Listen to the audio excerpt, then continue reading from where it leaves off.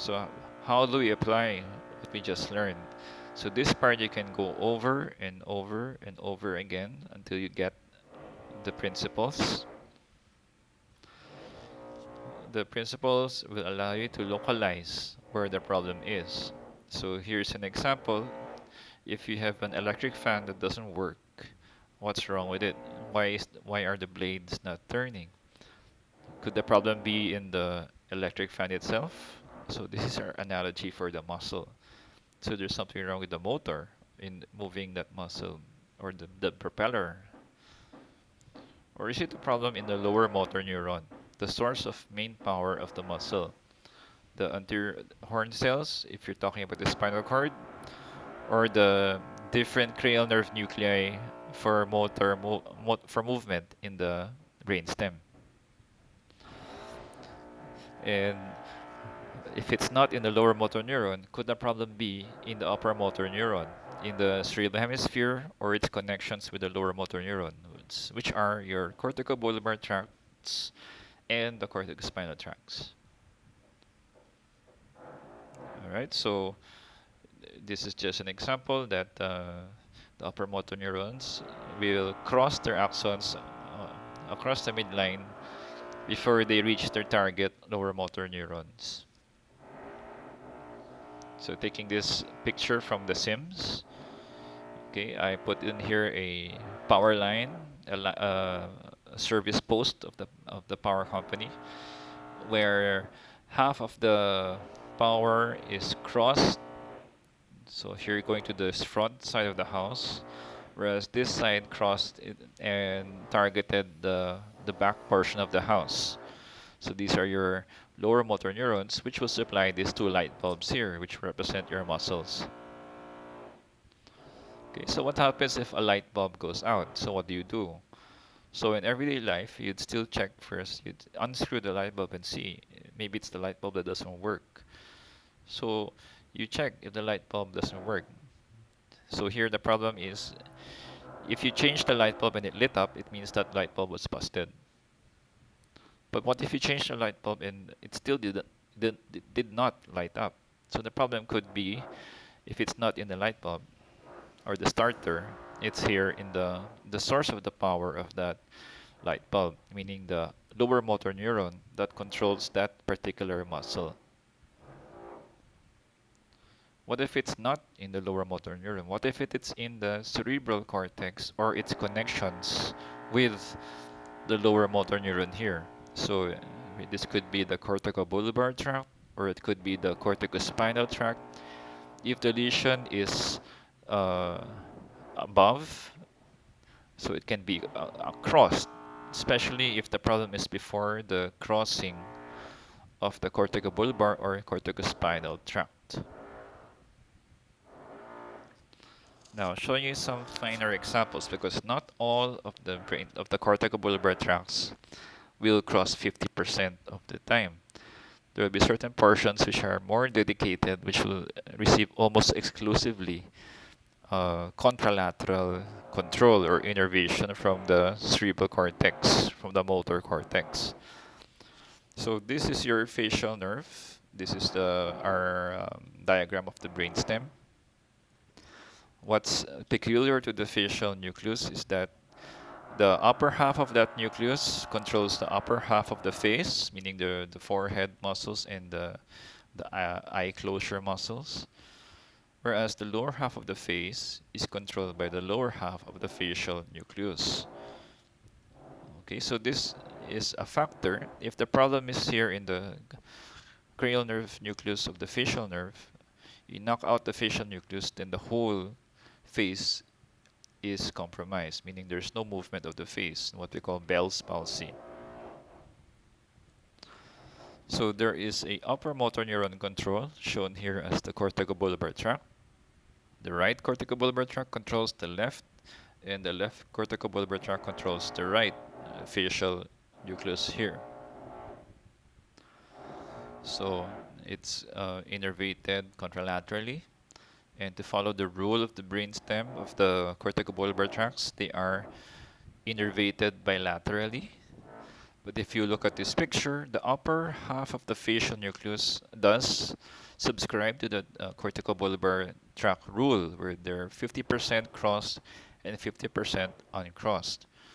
Whereas the lower half of the facial nucleus is exclusively controlled by the contralateral cerebral hemisphere, which just means this part of the your face has more dedicated upper motor neuron control. So between contorting your eyebrows and contorting your lower half of the face, it's far easier to contort your lower half of the face than to contort your forehead muscles. Here below in the medulla are your hypoglossal nuclei, which follow that rule of 50% crossed and 50% uncrossed. And being the lower motor neuron, they will give off their axons to proceed inside the hypoglossal cranial nerves. Now, what happens if you have a lesion above the two cranial nerve nuclei? Now it depends. Now, if you have compromised the corticobulbar tract, meaning it's upper motor neuron problem for this uh, hypoglossal nucleus here, as well as this facial nucleus here, because you've affected it before the crossings of the fibers. In this case, such as in a stroke, where the lesion is above the two cranial nerve nuclei, this would present as an upper motor neuron type of weakness. So in this patient, the smiling would be compromised, but they'd still be able to wrinkle their forehead because you have backup supply from the ipsilateral or same side cerebral hemisphere.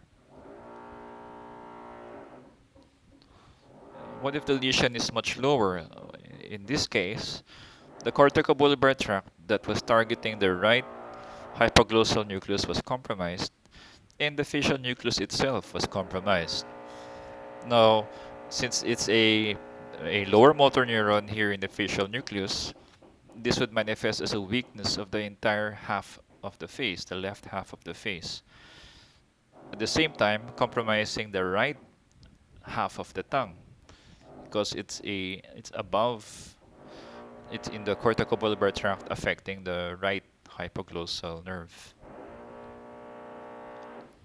But if the lesion is within the medulla, affecting the lower motor neurons inside the hypoglossal nucleus, this would present as a peripheral type or lower motor neuron type of weakness in the tongue, wherein after some time there will be shrinkage of the muscles on that half of the tongue, or what we call atrophy, which will be discussed by Dr. Robignol, and weakness, of course, of the left half of the tongue. Okay, and proceeding down to the applying the same concepts in the spinal cord. So you see here the corticospinal tract decussating at the cervicomedullary junction, the arms crossing and then the legs crossing. So here at the level of the cervical spinal cord, where the neurons which will control, for example, muscles that traverse to the fifth cervical root. So this is C5 level.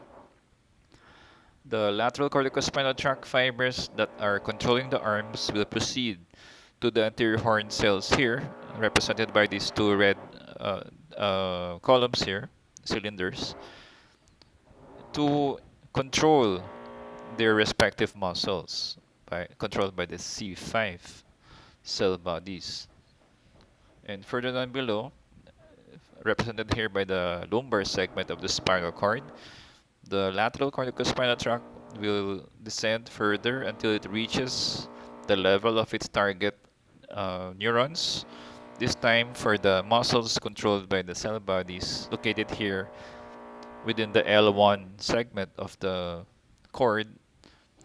And from that from that lower motor neuron here, the axons will proceed within the peripheral nerves in the root, the L1 root and L1 nerve, to its target musculature. So what happens when you have a peripheral nerve lesion? So the lesion is mainly inside the nerve, and this is something that you will differentiate only after you've performed the neurological examination, when you uh, elicit weakness with loss of muscle tone, flaccidity, and if some time has passed, atrophy or shrinkage of the or loss of the muscle bulk of the muscles controlled by that particular peripheral nerve.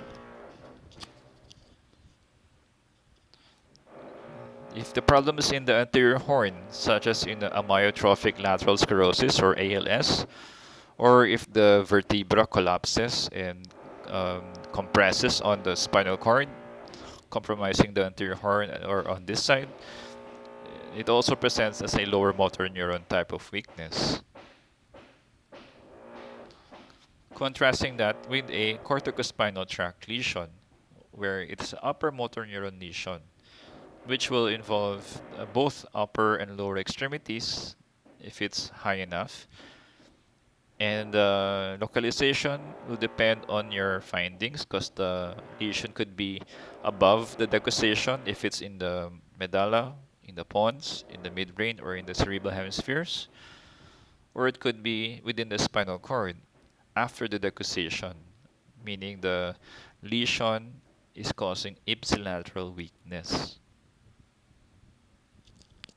So thank you very much.